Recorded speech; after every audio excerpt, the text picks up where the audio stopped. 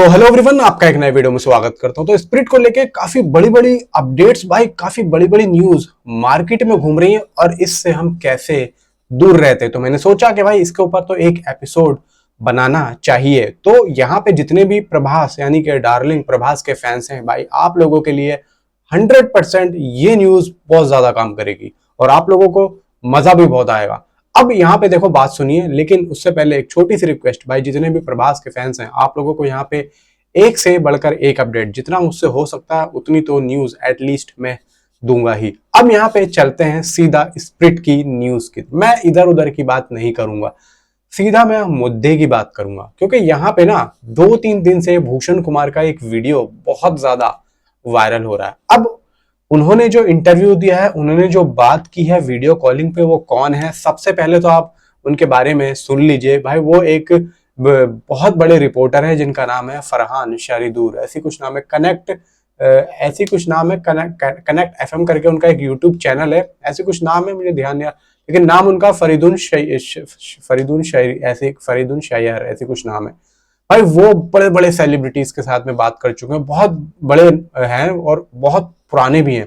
तो यहाँ पे भाई वो किसी को भी ले आते हैं और अंदर की बात वो खंगाली लेते हैं।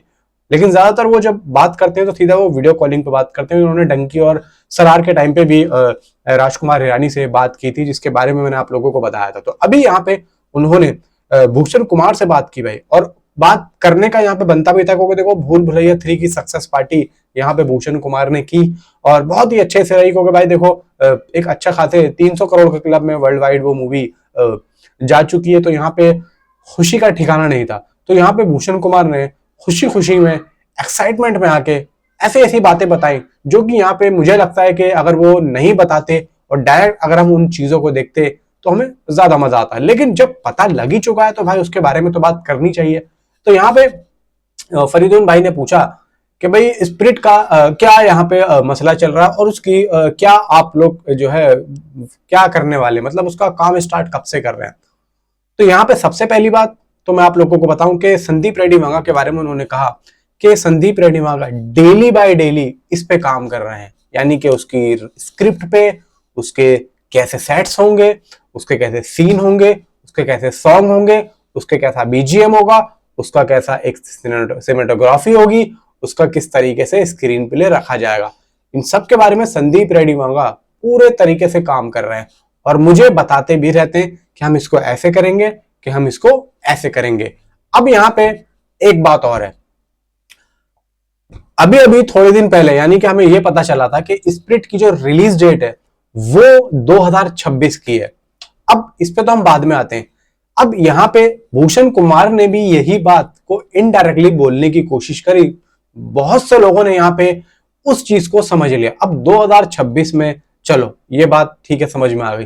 फिर उन्होंने कास्टिंग को लेके भी 2-4 बातें बोली। उन्होंने बोला कि कास्टिंग काफी ज्यादा इंटरेस्टिंग है।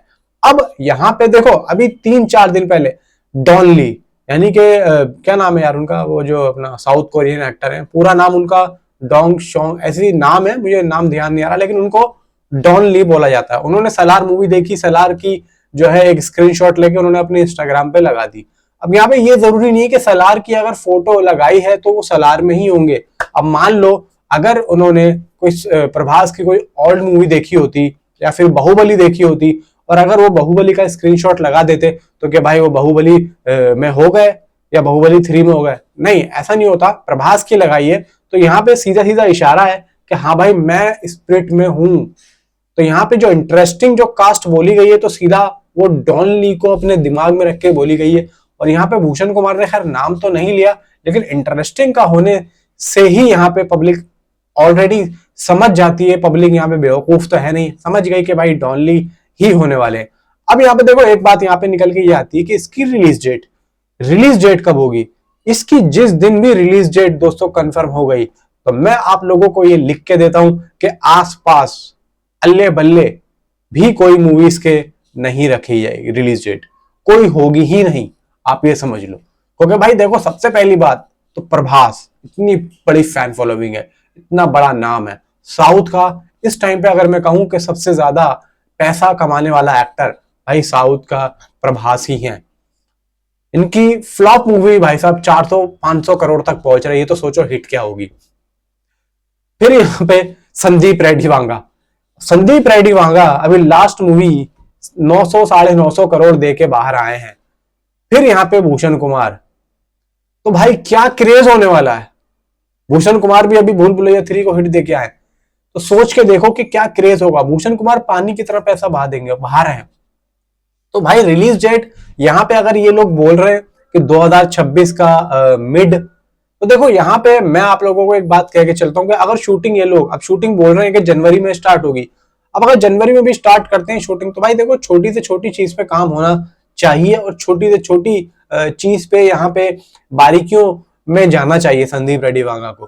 तो जोर जबरदस्ती से अगर ये लोग 2026 आ जाता है, मिड आ जाता है और ये सोचते हैं मूवी रिलीज करने का, तो ऐसा नहीं होने वाला है। देखो यहाँ पे मे बी ये मूवी आई थिंक मुझे ऐसा लग रहा है कि अक्टूबर नवंबर तक जा सकती है, अक्टूबर नवंबर तक जा सकती है। अब नवंबर में देखो यहाँ पे ऐसा है दिवाली है, तो दिवाली पे तो बहुत ज्यादा मुश्किल है, रामायण आ रही है, और भी देखो बहुत से डेज हैं, दिसंबर है उसमें भी एक आध बहुत बड़ी फिल्म होने वाली है। तो मे बी कौन सा डे होगा वो यहाँ पे नहीं कह सकते, लेकिन फिर भी यहाँ पे मेकर्स कुछ ना कुछ इस बारे में सोचेंगे। दिसंबर में इसका मुहूर्त बताया जा रहा है कि भाई इस मूवी का मुहूर्त होगा दिसंबर में। ठीक है, अच्छी बात है, मुहूर्त हो जो भी हो, शूटिंग स्टार्ट हो, काम शुरू हो, मजे में। फिर यहाँ पे संदीप रेड्डी वांगा भी तो भाई काम पे लगी, और मुझे ऐसा लगता है कि यहाँ पे संदीप रेड्डी वांगा प्रभास से एक लंबी डेट्स मांगेंगे, यानी कि वो कहेंगे कि भाई मुझे एक लंबी डेट चाहिए, मुझे ऐसा नहीं चाहिए कि 10 दिन आ जाओ 10 दिन उस सेट पे। जिस तरीके की संदीप रेड्डी वांगा एक जो डायरेक्टर है ना, वो भाई ऐसा है कि अगर एक बार घुस जाओ ना, तो उस पूरे के पूरे सिक्वेंसेस को, अगर 1 या 1.5 महीने का सिक्वेंसेस वो रखा गया पूरा शूट का शेड्यूल, तो भाई वो करते हैं। और इनके जो शेड्यूल होते हैं ना, वो 10 दिन 12 दिन के नहीं होते हैं, मैं आप लोगों को बता दूं भाई साहब, इनके जो शेड्यूल होते हैं वो 1-1 1.5 महीने के होते हैं।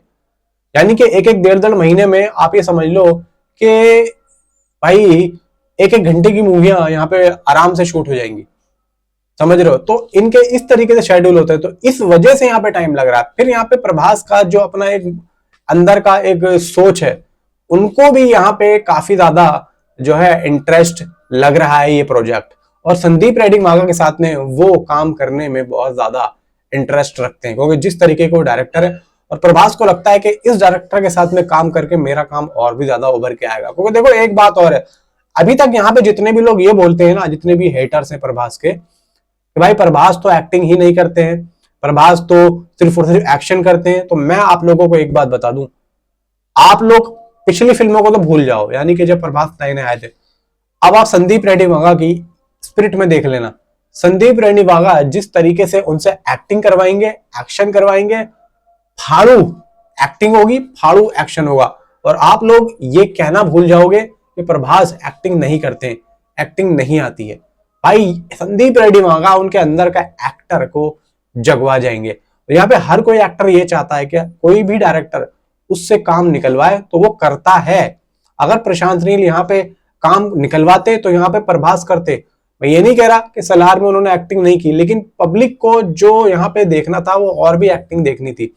खैर, हमें यहाँ पे स्पिरिट में संदीप रेड्डी वांगा प्रभास से एक्टिंग को, और प्रभास भी चाहते हैं, जब भी तो कह रहे हैं भाई मुझे इंटरेस्ट है। तो भाई आप लोग सोच लो, एक तो संदीप रेड्डी वांगा एक्टिंग निकलवाएंगे, फिर प्रभास उसमें जब एक्टिंग करेंगे ना, वो भाई साहब जो भी होने वाला, जिस तरीके से बताया जा रहा है कि भाई एक होगा, एक मतलब एक सनकी वाला जो होगा, और 2-3 लुक यहाँ पे बताए जा रहे हैं। अब पता नहीं भाई देखो किस तरीके से होगा, लेकिन जो भी है भाई यहाँ पे मजा आने वाला है। तो भाई क्लियर है कि भाई स्पिरिट को जो है यहाँ पे 2026 में लोग रिलीज करने की सोच रहे हैं। बाकी देखते हैं, शूटिंग जनवरी से स्टार्ट हो रही है, और जो भी अपडेट्स होंगी स्पिरिट से रिलेटेड मैं आप लोगों को जरूर बताऊंगा। तो थैंक्स फॉर वॉचिंग।